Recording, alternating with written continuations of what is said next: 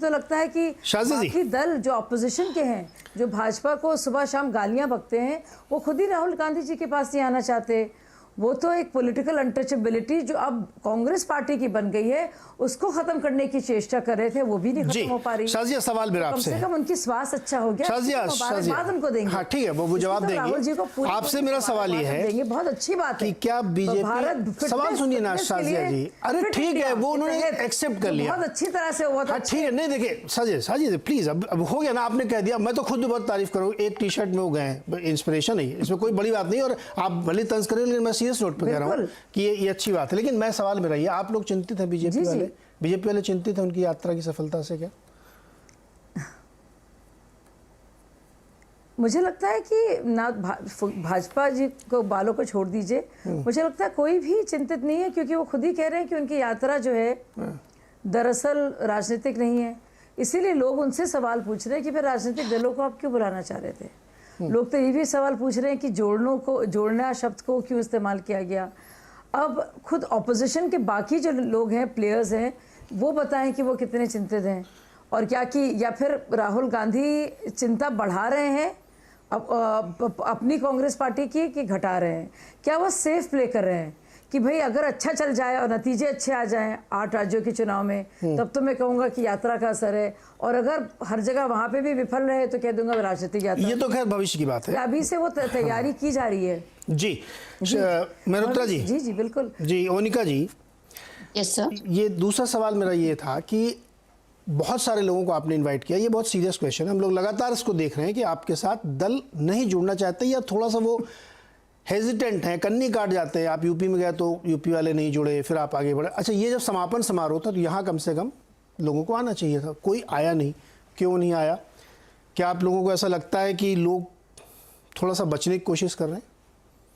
देखिए sir, Congress party एक pan India party है, ये से कोई रीजनल पार्टी नहीं है। बाकी जो क्षेत्रीय दल हैं उनका अपना वर्चस्व अपने एरिया में जरूर है, इसमें दो राहें नहीं है। न्योता हमने दिया लाइक माइंडेड पार्टीज को, जो ये चाहते हैं कि आरएसएस जैसी विचारधाराएं इस देश में ना रहें, इसका न्योता दिया। कुछ की अपनी इश्यूज रहे होंगे, कुछ आए, कुछ आपने देखा जैसे क्लाइमेटिक कंडीशन है, लेकिन अंततः जो एक बॉटम लाइन है वो ये है कि सारे दल ये चाहते हैं कि इस तरह की जो राजनीति चल रही है, जो बीजेपी और आरएसएस की विचारधारा है, वो कहीं ना खत्म हो।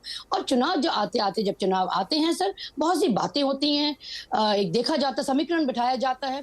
देखिए, जो कोलिशन पॉलिटिक्स है वो कांग्रेस ने बखूबी निभाया है। ये तो बीजेपी वाले देखें, जिन्होंने कोलिशन का सहारा तो लिया, बाद में सबको एक एक करके निपटाया और किस तरह से उनको दलों को तोड़ा।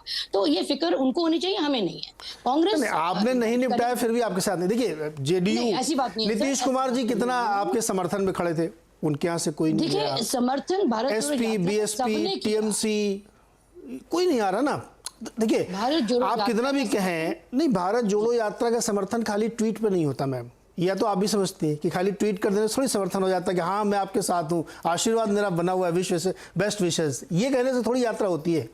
मकसद तो ये था कि सबको आप लेके आए और उसकी भूमिका बने 2024 की, लेकिन वो नहीं हुआ। इसलिए मेरा सवाल आपसे बनता था।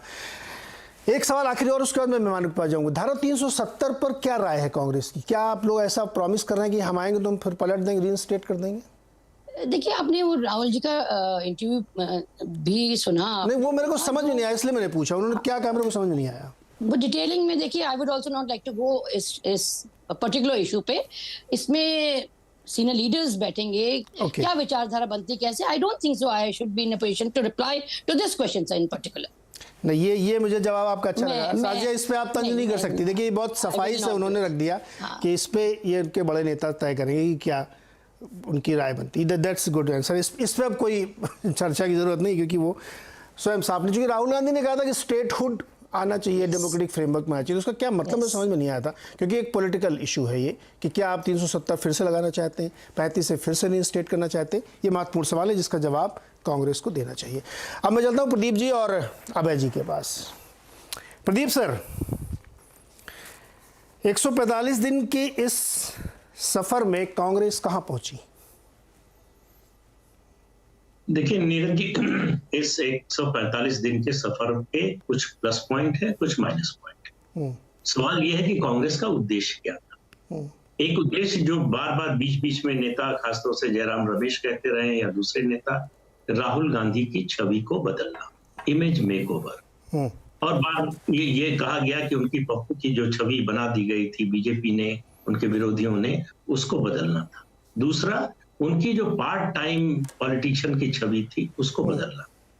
इन दोनों मुद्दों पर मुझे लगता है ये यात्रा सफल रही है। कम से कम आज की तारीख में तो ये कह ही सकते हैं, बाद में क्या होगा कोई नहीं जानता। तो ये 2 प्लस पॉइंट है राहुल गांधी के राजनीतिक व्यक्तित्व को लेकर।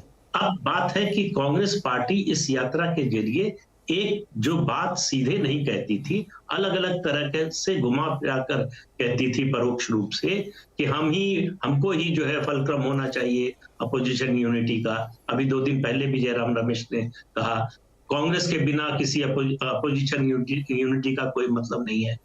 तो कांग्रेस पार्टी की कोशिश थी कि इस यात्रा के जरिए राहुल गांधी के पास एक राजनीतिक पूंजी जमा हो, पॉलिटिकल कैपिटल बने, जिसके कारण बाकी विपक्षी दलों को यह सोचने पर मजबूर होना पड़े कि कांग्रेस के साथ खड़े होना चाहिए अगर बीजेपी और नरेंद्र मोदी से लड़ना है।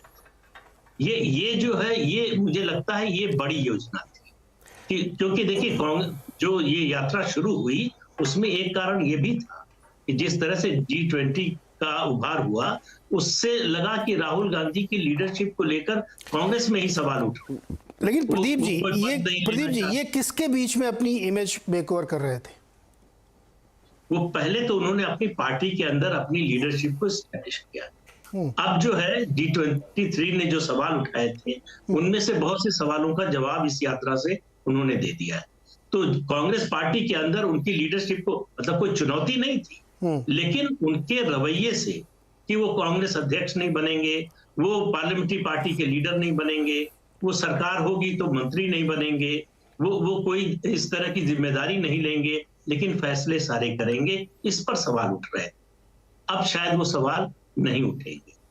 लेकिन कांग्रेस पार्टी को क्या फायदा हुआ, मुझे नहीं लगता। आप देखिए कि 18-19 साल से राहुल गांधी पार्लियामेंट्री पॉलिटिक्स में है, और 18-19 साल बाद सिर्फ 12 साल पहले जो पार्टी बनी है, उसका नेता, अगर लोगों के पॉलिटिक्स में परसेप्शन बड़ा मैटर करता है, लोगों की धारणा में अगर अरविंद केजरीवाल विपक्ष को लीड करने के लिए राहुल गांधी से बेहतर नेता है, ये छवि बनती है, तो मुझे लगता है कि राहुल गांधी के लिए इससे बड़ा सेटबैक कुछ नहीं हो सकता, वो भी लोकसभा चुनाव से 1.25 साल पहले।